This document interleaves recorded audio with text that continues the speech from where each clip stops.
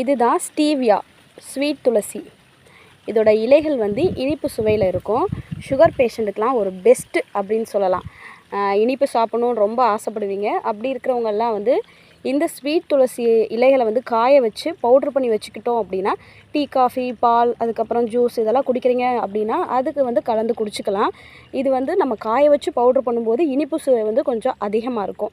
பச்சை இலைகளாக சாப்பிடும்போது கூட கொஞ்சம் இனிப்பு சுவை கம்மியாக இருக்கும், கொஞ்சம் கசப்படிக்கிற மாதிரியும் இருக்கும். ஆனால் காய வச்சு பவுட்ரு பண்ணி நம்ம யூஸ் பண்ணும்போது இனிப்பு சுவை வந்து கொஞ்சம் எச்சா இருக்கிற மாதிரி இருக்கும், கொஞ்சம் நல்லா இனிப்பாக இருக்கிற மாதிரி இருக்கும்.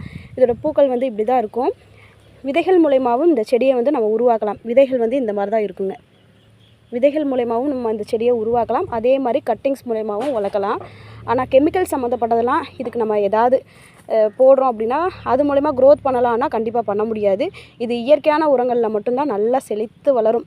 அதே மாதிரி களிமண்ணில் நல்லா வளரும். கட்டிங்ஸ் மூலயமாவும் வளர்க்கலாம், விதைகள் மூலயமாவும் வளர்க்கலாம். எல்லார் வீட்லேயும் துளசி சம்மந்தப்பட்ட செடிகள்லாம் இருக்கிறது ரொம்பவே பெஸ்ட்டு.